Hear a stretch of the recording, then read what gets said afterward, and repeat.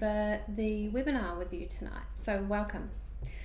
Tonight's webinar is probably going to be slightly longer than the usual ones, so have maybe some coffee with you or something to eat so that you can concentrate and get a pen and paper ready, and yeah, hopefully you enjoy it. So first of all, we'll just do an acknowledgement of country. Let me get the mouse.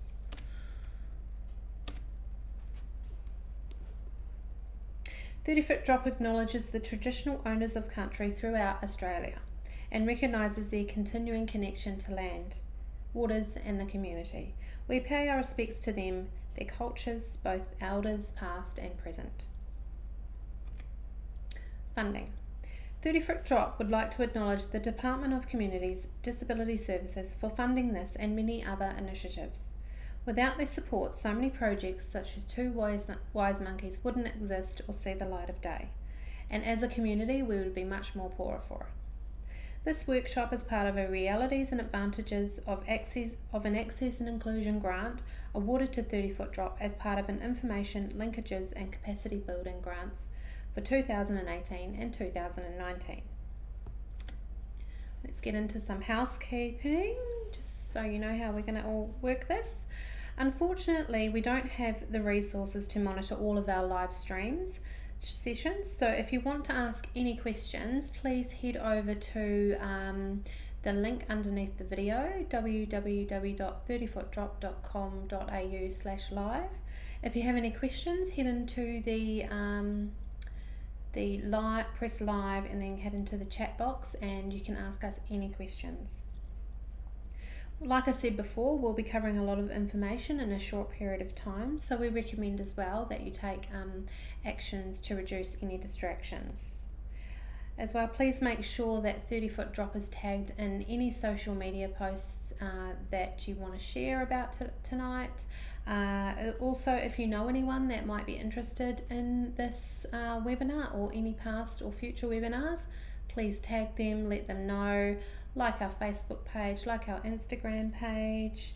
We just feel that as a community, we all need to get together with this and get the word out there on how to make this community more inclusive. As well, we'll be recording the session and posting it onto various platforms. If you want to review it later, it'll be available on our Vimeo library, which is on our website, and then our YouTube channel and also Facebook. And the research that we'll be referencing is available on the website as well under sources, and then just look under resources, and anything I go over tonight or in the past you can look at and go read into more in depth. At the end of the webinar, we have a quick survey. It'd be really awesome if you guys could take the time to fill that out. There's only, I think, 5 or 6 questions. It's really fast, it's really quick, just to give us some feedback on how we're going and what you thought about the webinars that we've been doing. Okay, let me introduce myself. I'm Lisa, like I said before, I'm one of your wise monkeys, and I am Hear No Evil. Just by looking at me, you probably can't tell what I may suffer from. Through me, you'll realise that you'll hear no evil about impairment. My story is definitely a more hidden one. At the age of 8, I was diagnosed with mild dyslexia. Teachers used to hit me on the head, read out my low marks, and yell at me in front of my classmates. Why don't you understand what's wrong with you? Making me feel completely dumb and unworthy. But despite these challenges growing up, it only made me stronger and more determined to succeed and prove these teachers wrong. And for a girl back in that time, it just was so much harder because it wasn't as known for girls to have it than boys, and the school, just everyone struggled with it. But I'm just so glad that nowadays there is a lot more support for kids, and it's pretty well known what dyslexia is and the signs and stuff to look for in your kids. At present, I have multiple diplomas in the arts field, worked all over the world in art galleries organising exhibitions. I also paint myself, and I also do photography. I have a counselling diploma, and yeah, it just shows that don't let those people get you down. You will find your passion, and mine was being creative. You may not find it straight away, but at some stage you will find it and you will get there. Okay, so the second monkey is See No Evil, and that's Ben. He's not with us tonight, but I will let him share his story with you. He's back on tomorrow. His story is interesting, and he will tell you it with See No Evil. So, isn't there supposed to be 3 wise monkeys? Who is the third monkey? You guessed right, it's you.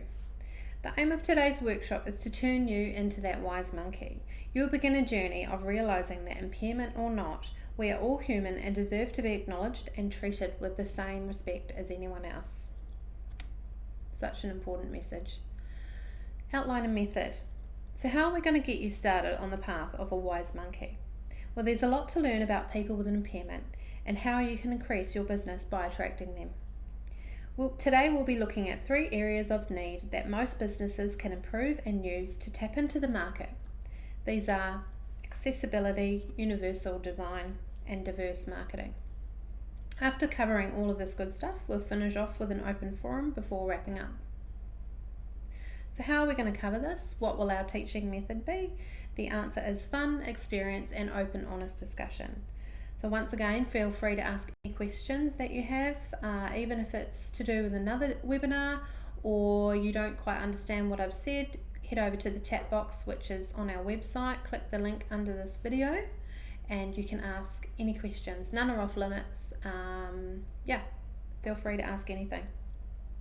You'll also notice that there is very little written content on the slides, and that's because we're all here to interact with each other, and it also makes it easy for people that might be watching that have trouble reading or have an impairment. They just need to follow the pictures and listen to what I have to say, not making it hard trying to catch up with all the reading. Everything that you see written on the slides, I'll be reading out anyway.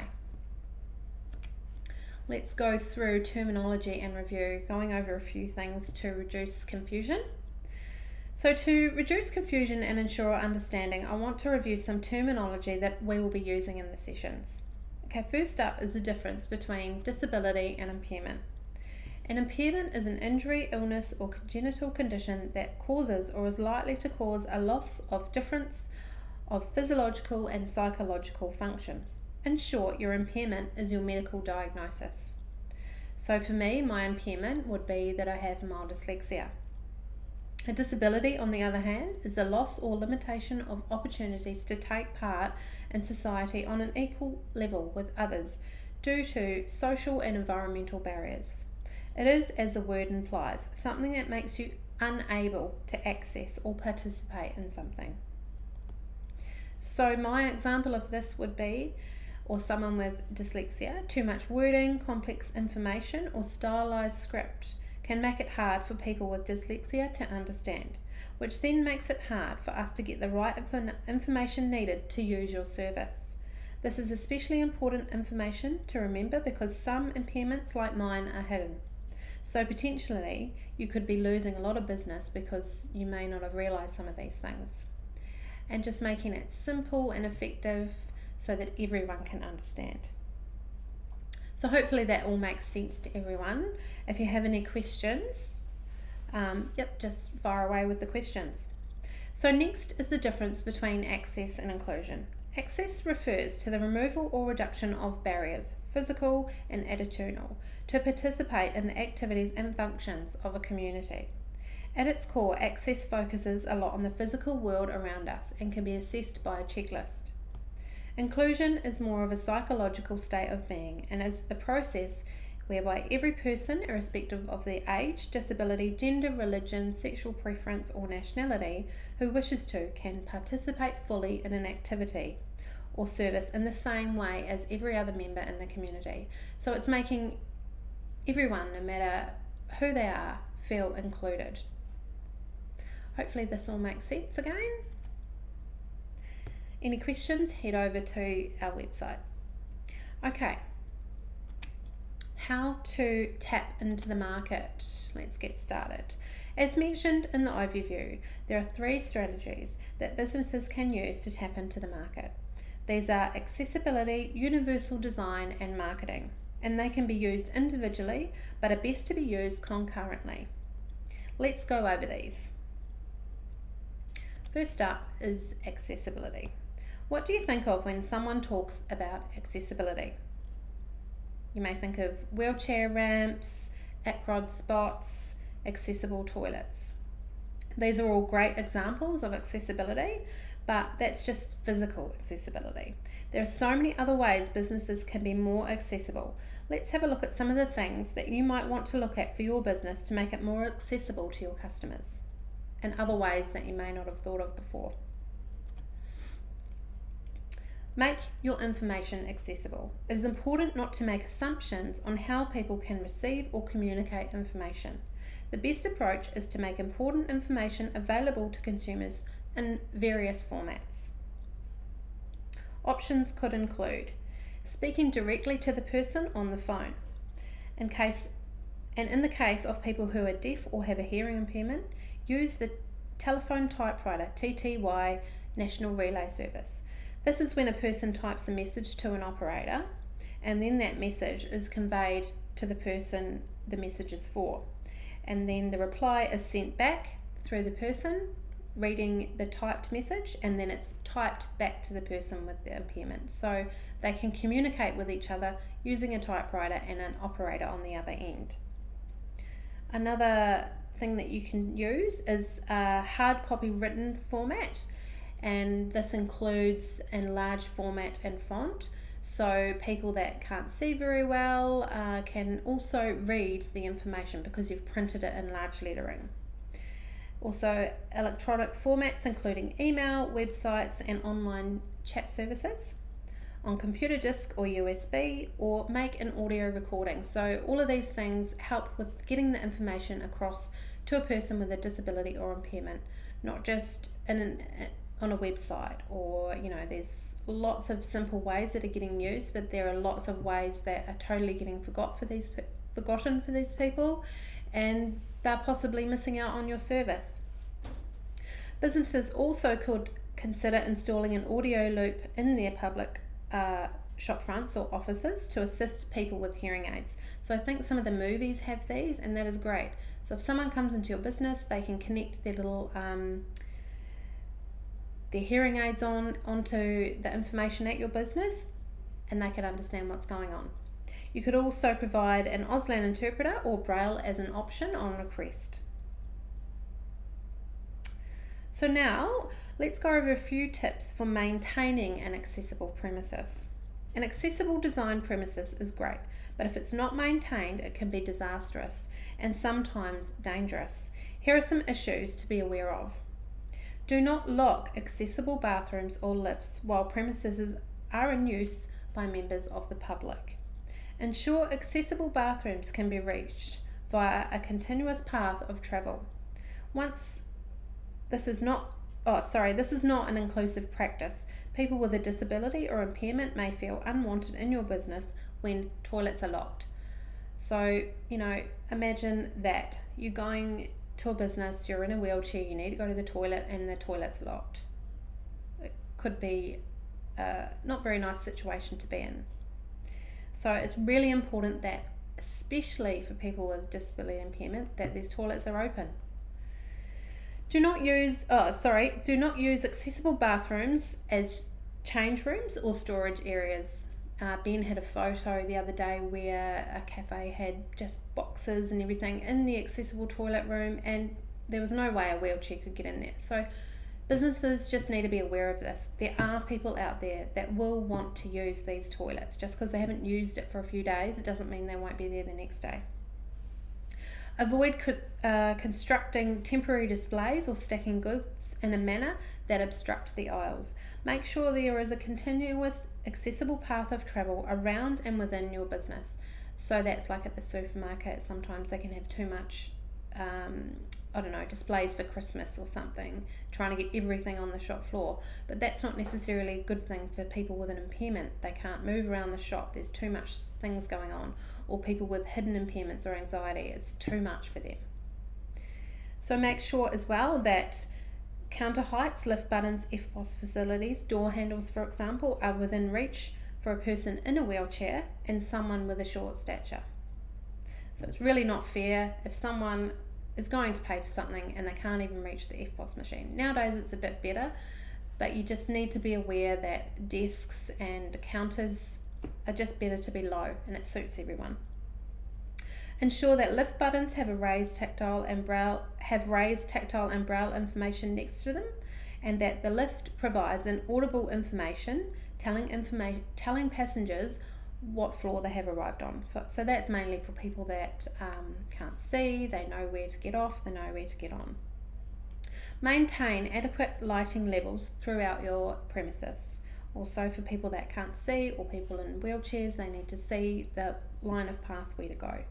Provide clear and easy signage for people with an impairment accessing and using your premises. Do not allow surfaces to become dangerously worn or slippery.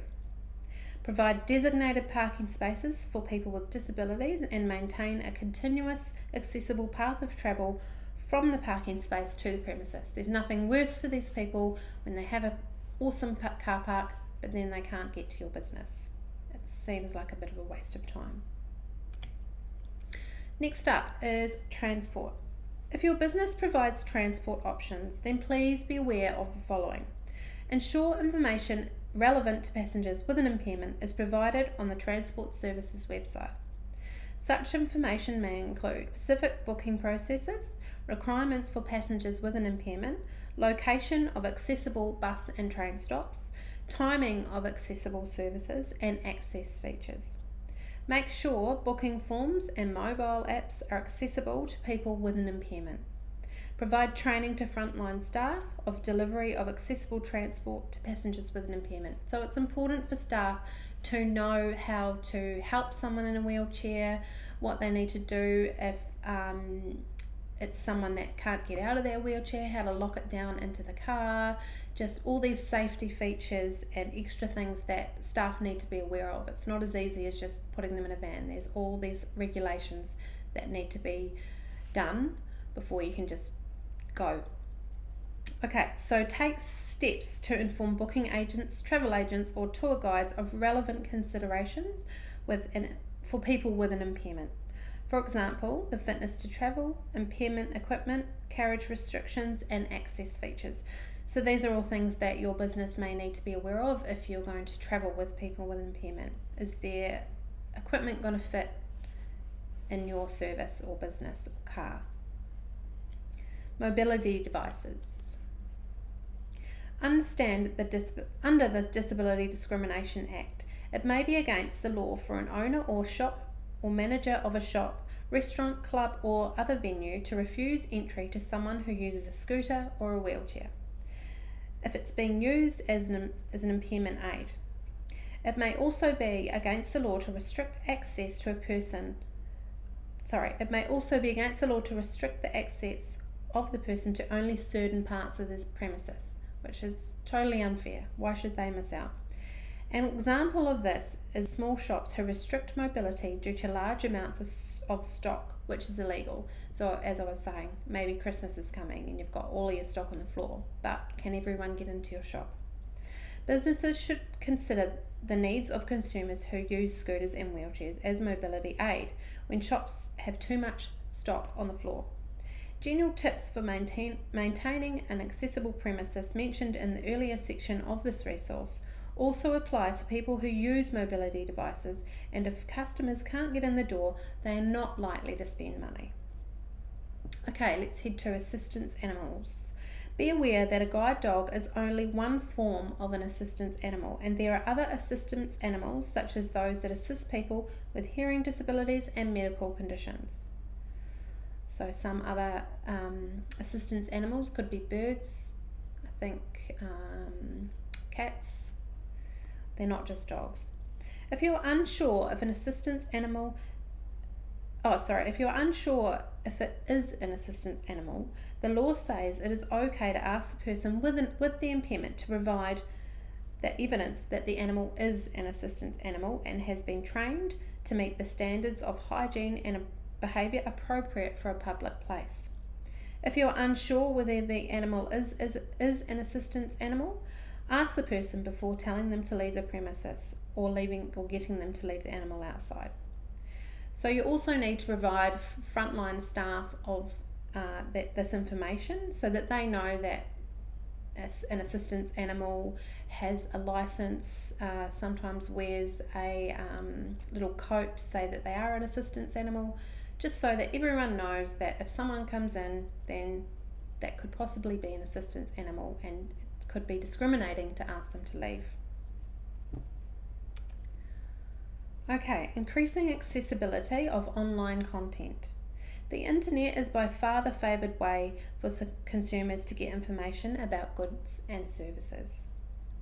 This research is often done prior to the consumer physically visiting the storefront, so making your information accessible will encourage more customers to engage. The following guidelines to keep in mind when designing your online content are: material that is presented only in image-based format such as GIF or TIFF will not be accessible to some people with an impairment, as screen readers cannot interpret these. So lots of people have screen readers, and what that does is it reads the wording which is hidden behind the pictures or the information. So screen readers go through and read the information to people that can't read or have an impairment or disability. Use plain fonts that are easy to read. Avoid fonts that are too decorative or stylized. Make sure there is enough contrast between the foreground text and the background colours so that the text is easy to read. Do not provide content only in PDF format as screen readers generally can't read these properly. If you do include PDFs, provide the same information in Word or HTML. Yeah, that's it.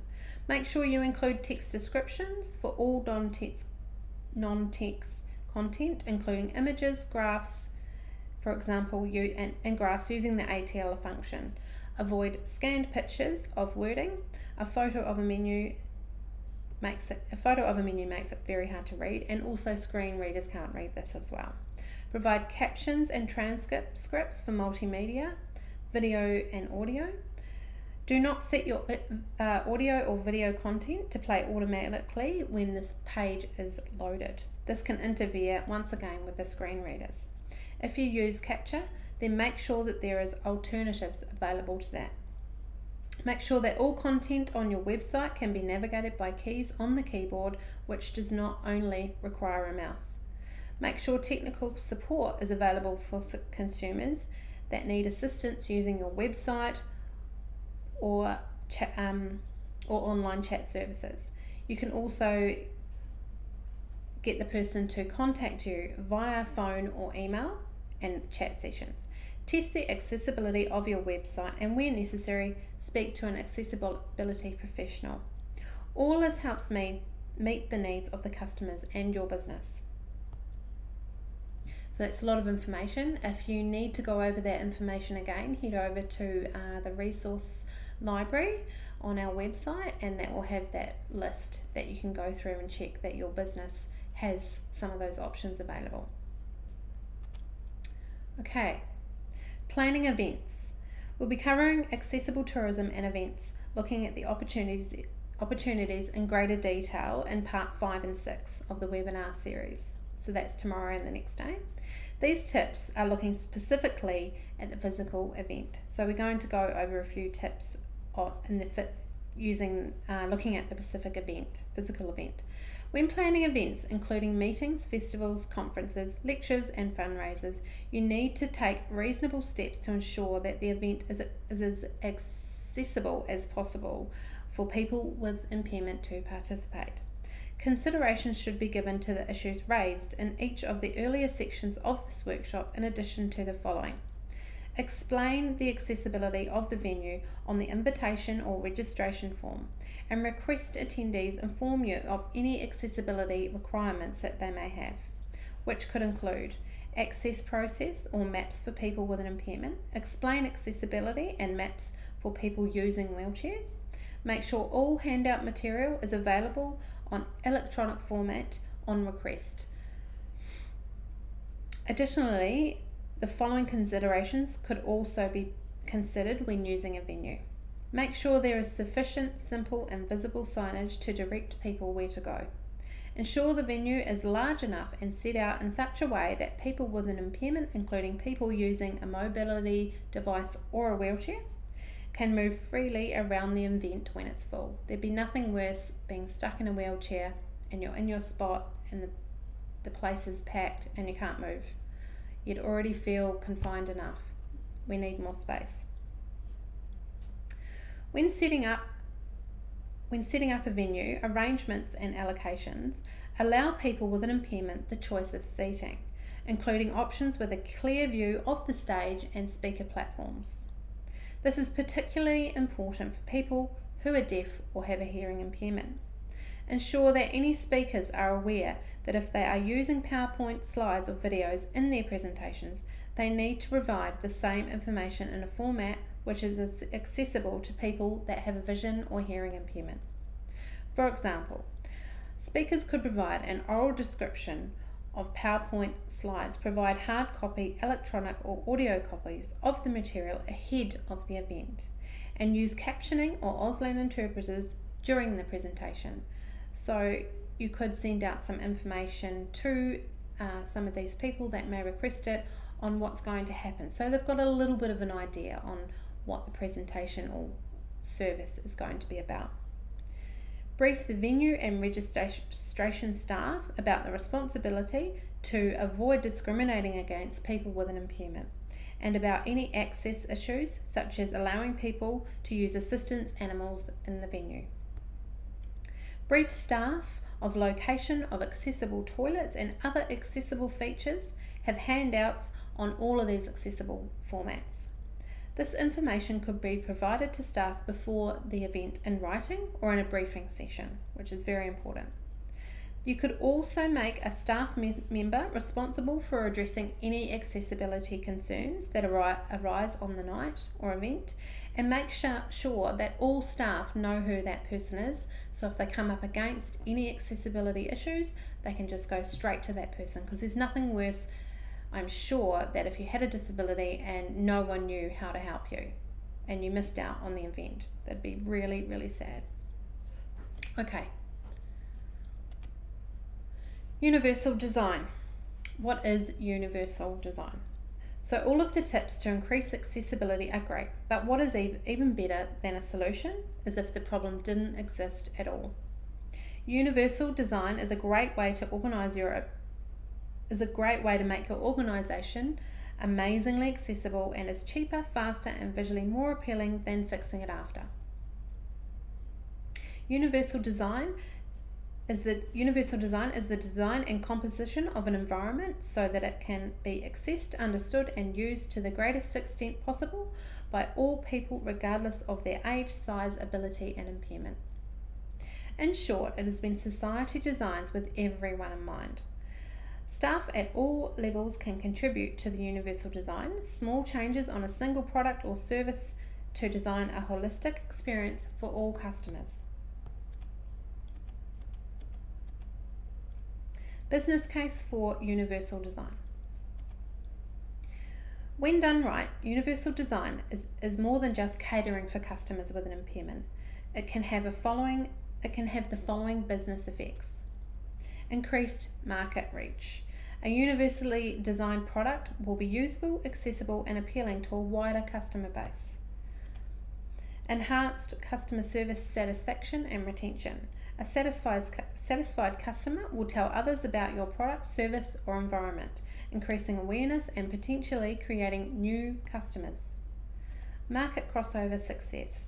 Products that are aimed at specific target groups can sometimes generate interest and demand from unforeseen markets. So the OXO Good Grips range, which are kitchen products, these products are especially designed for older people that have arthritis or limited hand movement.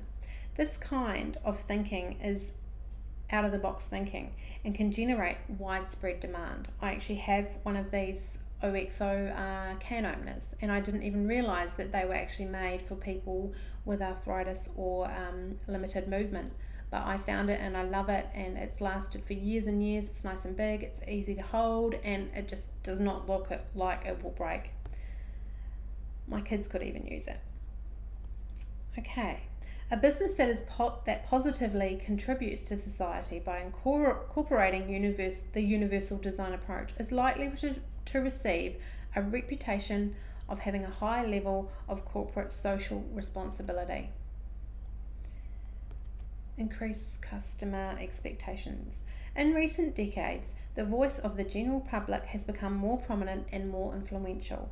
Universal design enables companies to design products, services, and environments that are more closely matched to the consumer's expectations and needs. Accept at first use. A consumer forms an opinion about a product at first use or even at first sight. A recent study suggested that internet users take less than 50 milliseconds, 1/20th of a second, to judge the visual appearance of a website. Pretty fast. If a first impression is negative, a consumer is not likely to purchase your product. If a product is simple, clear, easy to access, and easy to use, a consumer will more likely proceed with a transaction. Achieving universal design. The most effective way to achieve universal design is collaborating with the people you may employ that have an impairment. They can guide the process and make it a better experience for everyone. So there are 7 principles that we will be going over now to help with the universal design. They are equitable use, flexibility in use, simple and intuitive use, perceptible information, tolerance for error, low physical effort, and size and space appropriate for use. So let's go over these principles in more depth. Equitable use. The design should be useful and marketable to people with diverse abilities. The guidelines for these: provide the same means of use for all users, identical whenever possible, equivalent when not. For example, ramps instead of stairs is identical. Ramp and stairs, equivalent. Avoid segregating or stigmatizing any users, like having a wheelchair access through the kitchen, which is so degrading. You go out for dinner, oh yes, how lovely, and then you have to go through the kitchen and your husband or wife has to go through the front door. Not very romantic. Avoid provisions for privacy, security, and safety should be equal to all users.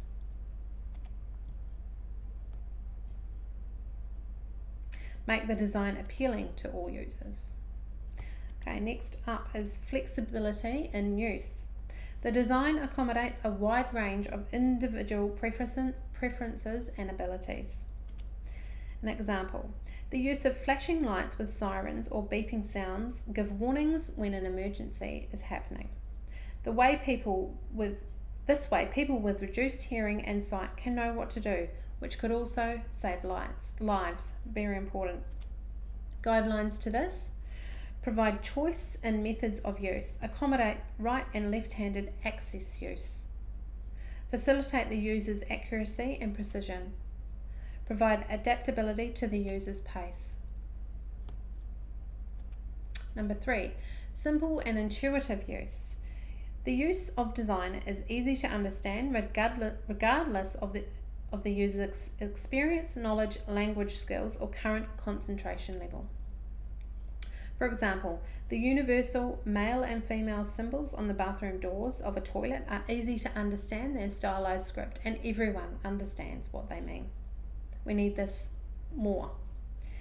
Okay, guidelines for this. Eliminate unnecessary complexity. Be consistent with your user's expectations and intuition. Accommodate a wide range of literacy and language skills.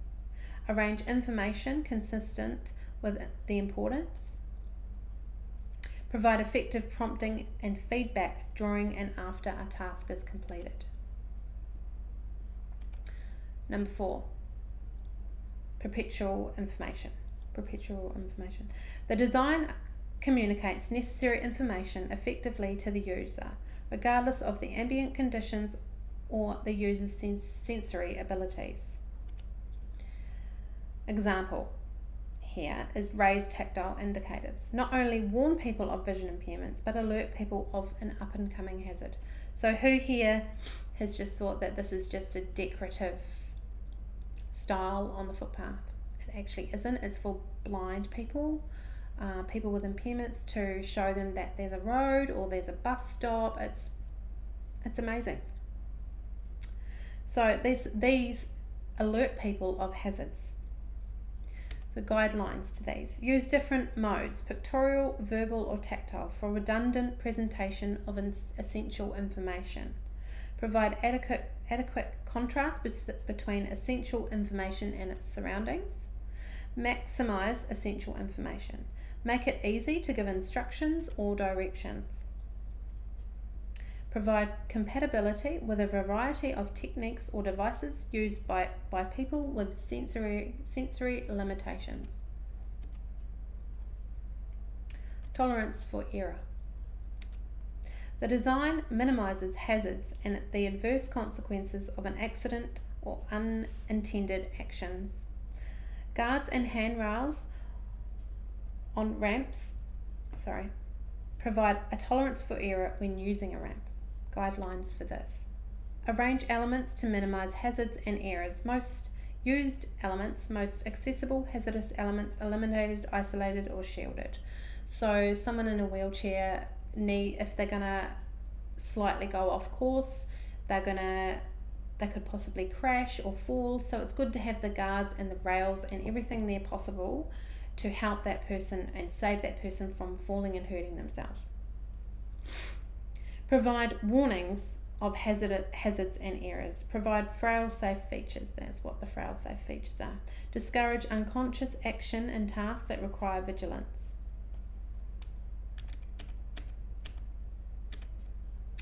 Number 6, low physical effort. The design can be used effectively and comfortably with minimum fatigue. An example of this, installing a lever handle means that anyone can open it using an elbow or closed fist, benefiting people with shopping bags as well as people with limited movement in their hands. Guidelines. Allow the user to maintain a neutral body position. Use reasonable operating forces. Minimize repetitive actions, because this could be hard for people with limited hand movements. Minimize sustained physical effort, once again with minimal physical effort.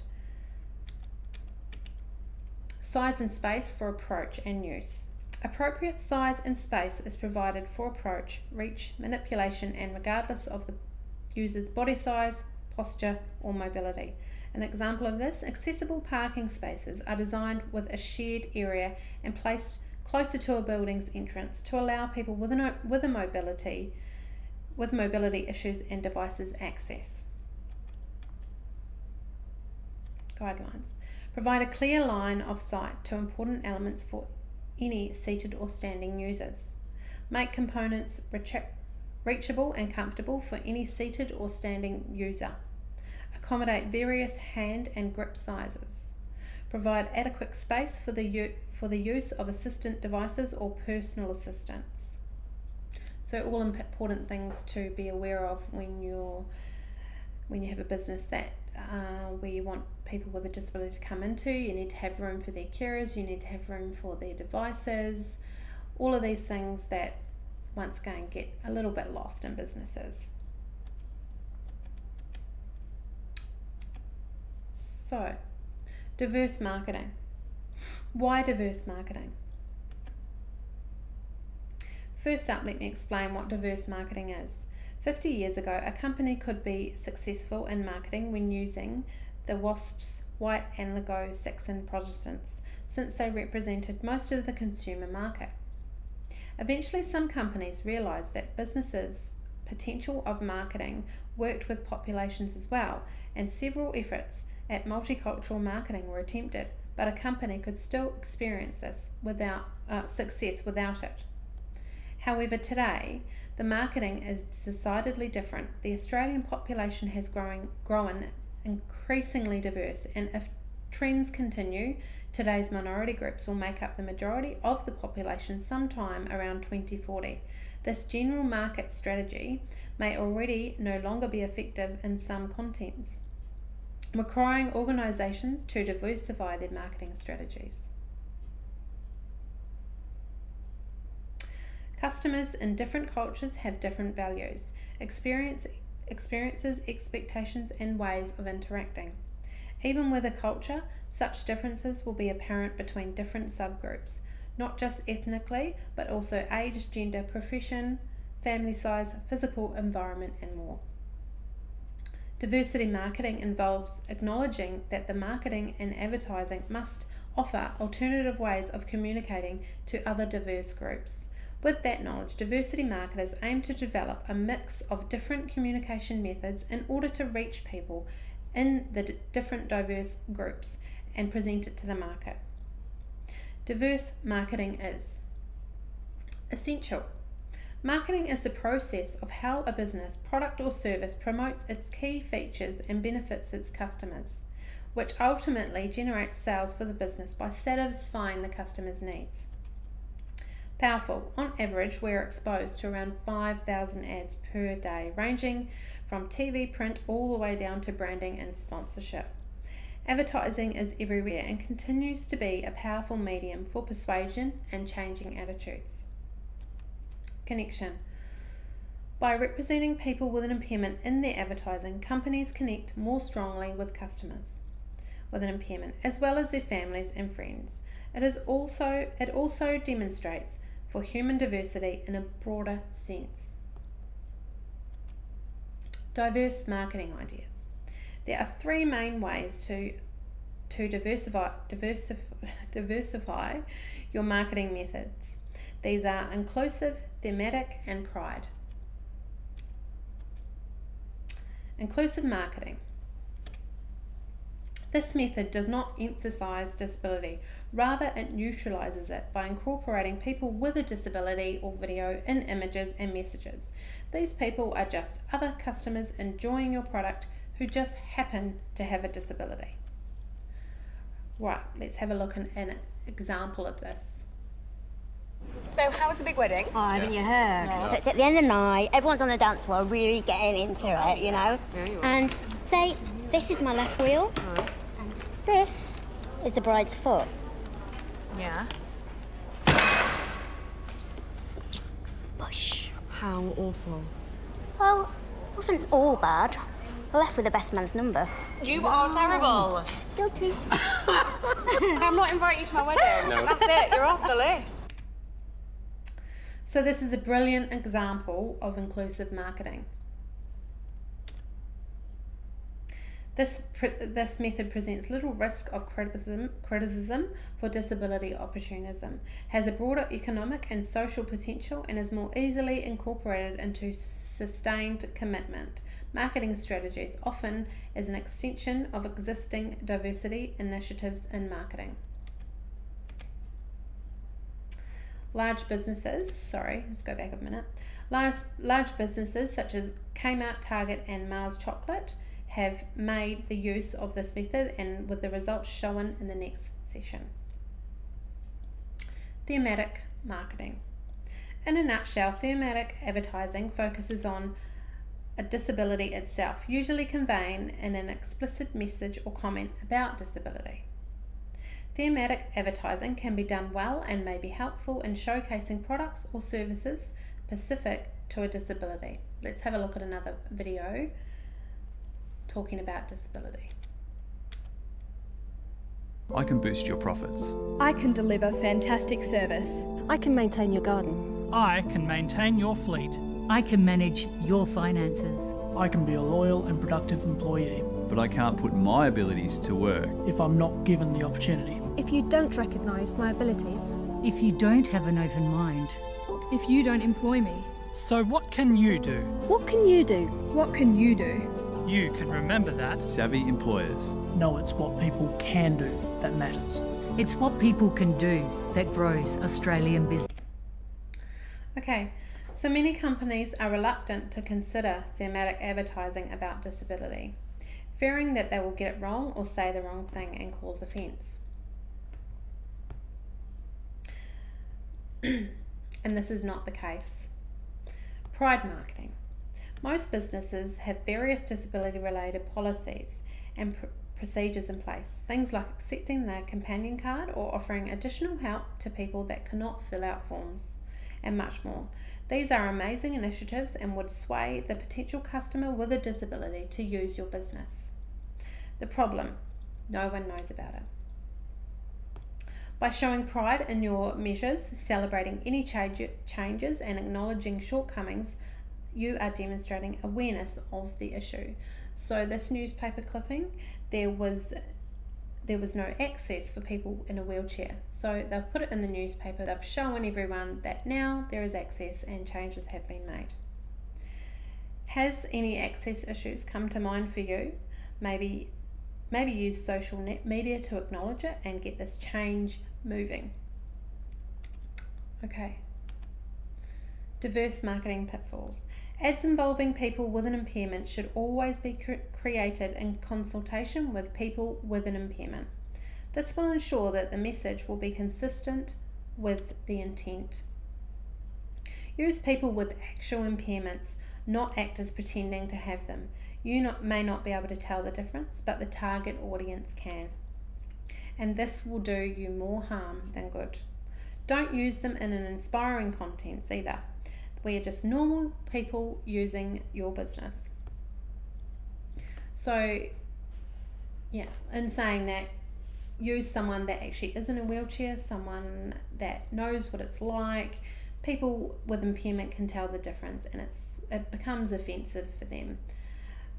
So there's lots and lots of things to take away from today, and I hope that you all understood what I was talking about there. It's a very long webinar, that one of our longest ones. So now we are going to do a open chat session. So if you have any questions about anything that I've gone over, I'm going to give you till 5 to 7 to write in any questions that you may have about today, and I will be back after that. If you have to go though, you have to go and have some dinner or something, if you could head to the link under this video and fill out the Tapping in Part 4 survey. There's only 5 questions. If you could fill that in to give us some feedback, that would be we would really appreciate that. So for everyone else, head over to the chat box and send me some questions. I'm just going to pause it for a bit. See you soon.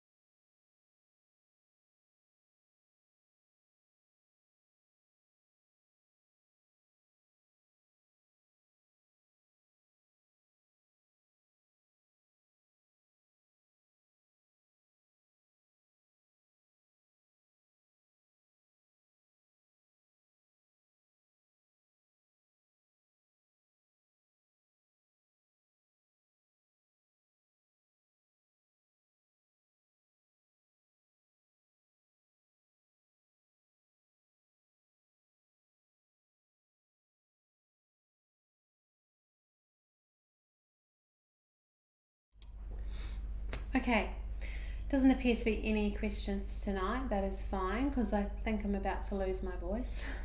But thank you so much for joining me tonight. I know there was a lot of information.